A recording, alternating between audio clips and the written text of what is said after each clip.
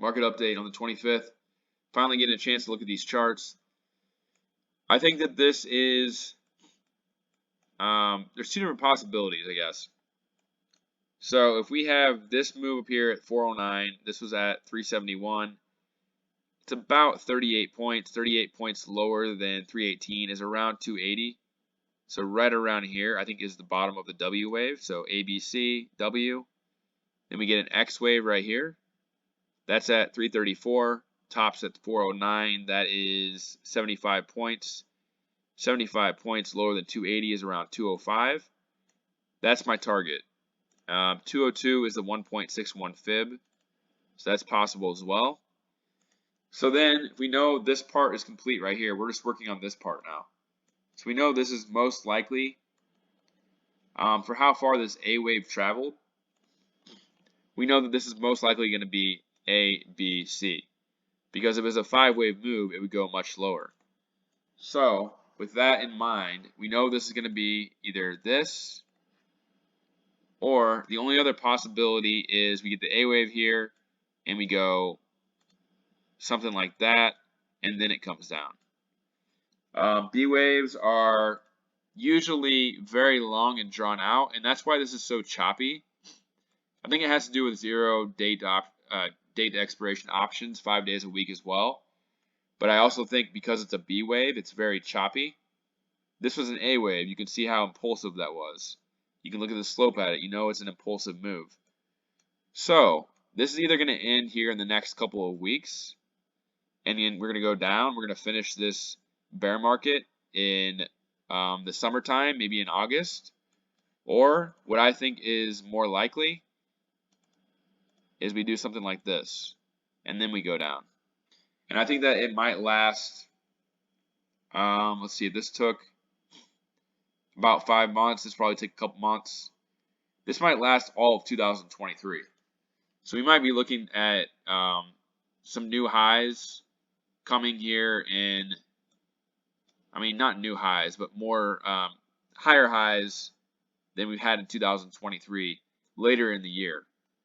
So everyone's expecting this bear market to end, and it might just drive everyone crazy for 2023. So then if we zoom in here, I see this whole move as ABC as well. The 1.61 fib of the A wave is at 321. So we have A, B, C. I don't expect it to go past 321. I think that would be a good target. That's also a supply zone right there. Within this C wave, I have this labeled as 1, 2, 3, 4, and 5. My past videos, I talked about this being potentially A, B, C, and then going higher.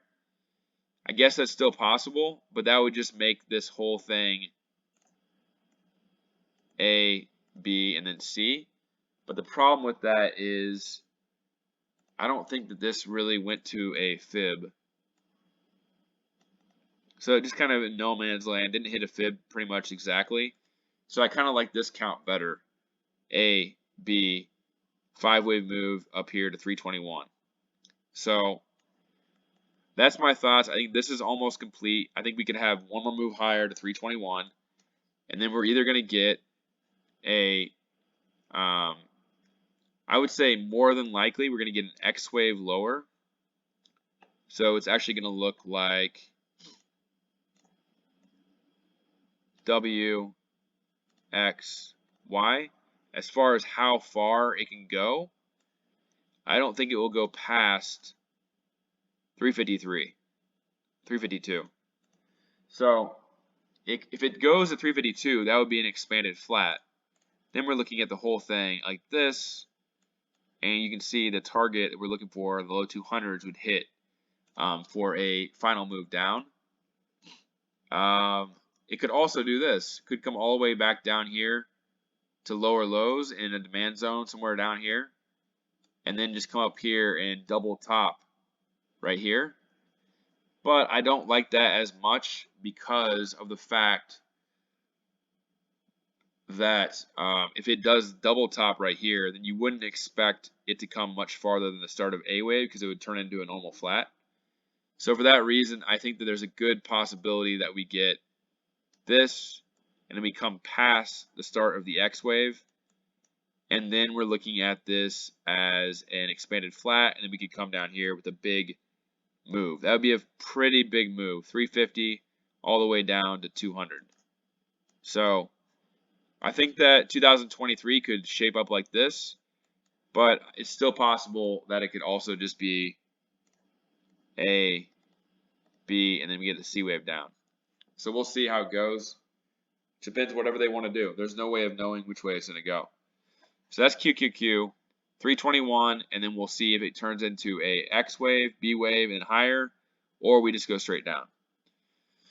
So let's go over the tech stocks now. Apple. So if QQQ is going to top here 3% higher, I don't expect Apple to get 10% higher to its 177 target. Instead, I would look for it to be probably an expanded flat. And then probably either come down here to the very bottom of this A wave, or maybe even farther than that. And then it can melt up after that. So that's another reason why I favor the more drawn out version of this, because of how Apple is looking. Apple is not ready to go down yet. We have 143, 124. The top was at 157. We got to hit at least 177. And actually, I think the 1.61 fib is right there as well. Yeah. We got to hit 177, most likely. It could be a short C wave, but I don't think so. And I actually think this is more likely an expanded flat. And then it can go higher. So that's what I think on Apple. Microsoft. Microsoft's telling a different story, though. Microsoft is telling me that it's almost topped out. But it is in a B wave right here. So we have A. B is what it looks like to me. So don't be surprised if this comes back down here to like 265. And then it finally melts up to 292. That would go a lot with 321 back down to 296 and then higher. Except for it wouldn't be going that much higher after that. It would only go about 10% higher. So that's Microsoft. Look for some more downside maybe early in the week, and then higher. I don't think it started its melt up yet. Amazon would probably be doing the same thing. I would expect it to maybe come up a little bit higher and then come back down here and then melt up with the overall market. Maybe just a double top up here at 115. And Meta. Meta, I am looking for this to finish a 5-way move. So we have 1, 2, 3, 4. I'm looking for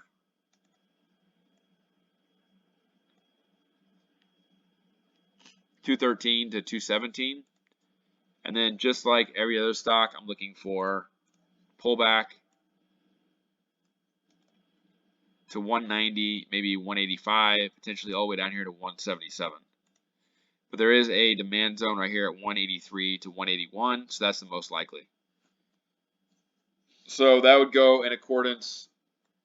So you can see why I favor the melt up or the QQQ to extend this out throughout 2023, because Meta, here's another example. Meta finishes here, pulls back, and the 1.61 fib of Meta is at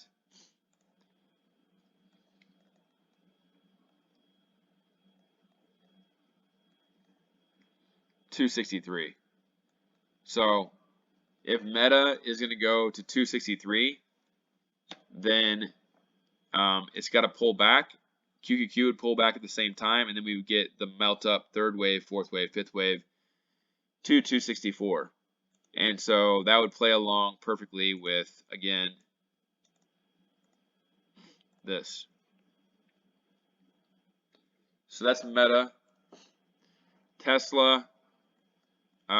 Tesla might be the one that falls the most, but I'm not 100% sure on that. This is not an impulsive move right here. And by how far it came back here, I would be looking for like 276 on the top side. And so for that reason, I still think that I favor the downside here down to the daily gap fill at 147.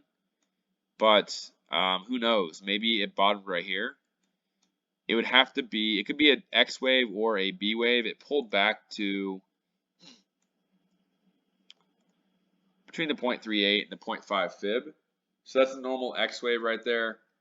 But if it ends up doing this, which probably makes more sense to be honest, then that would be a B wave in my opinion. So we'd have A, B, and a C wave higher. So don't be surprised if Tesla falls off. What would that be? About 20% over the next couple of months, and then melts up higher. But if it bottomed here, you're looking at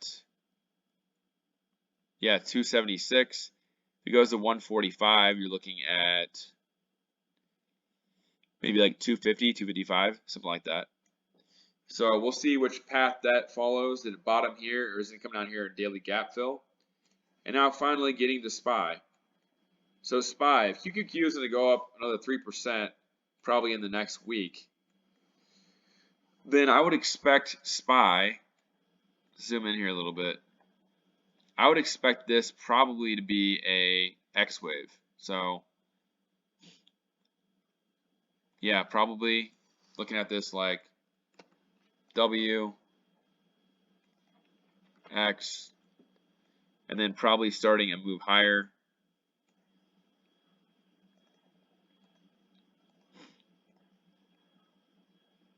And I would be looking for probably something around like 412 maybe. So maybe into like early April, we get a move like that. So W, X, Y, like that. There's probably a supply zone up here. And then we'd be looking for finally a move down that I've been looking for a while, down to probably just back down here to like 375. So, whoops. W, X, Y, like that. And then it can go higher just like QQQ. So if that's the case, 375, bottom here at 348. I'm looking for probably 445. And that's the exact same setup as QQQ, where you'd have an expanded flat. So A, B, and then C wave down. So that's kind of what I think on SPY. I think they're all looking like they can go a little bit higher next week, early in the week. And then after that, I'm looking for a pretty big sell-off. QQQ 321 to 396. That's like basically a 10% sell-off. So, and then 412 down to 375. That's about 10%. So, yeah, a little bit higher, 10% sell-off, and then melt up. That's kind of my thesis right now. So the dollar now.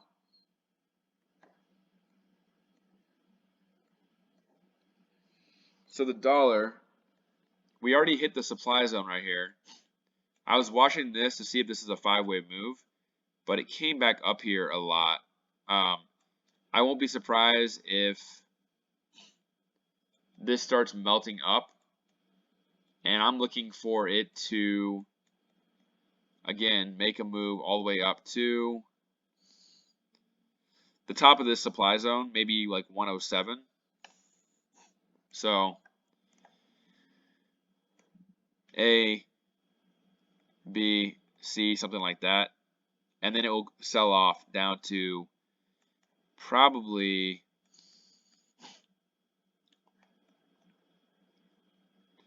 93, 95, something like that.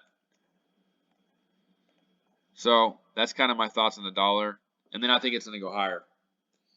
So yeah, that's my thoughts on the overall market. I'm looking for more upside early next week on some of the names, but not that much upside. Basically, I mean, the individual names are kind of hard to tell, but QQQ, I'm looking for 321.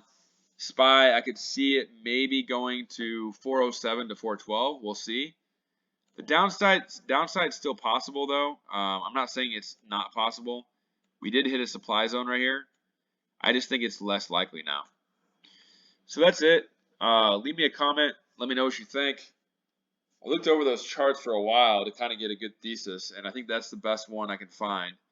A little bit more upside, and then probably 10% sell-off, and then a melt up into the summertime. So we might be looking at something going into like August or September as a top, and then we're looking at a move that could take all the way into 2024 potentially to bottom this bear market.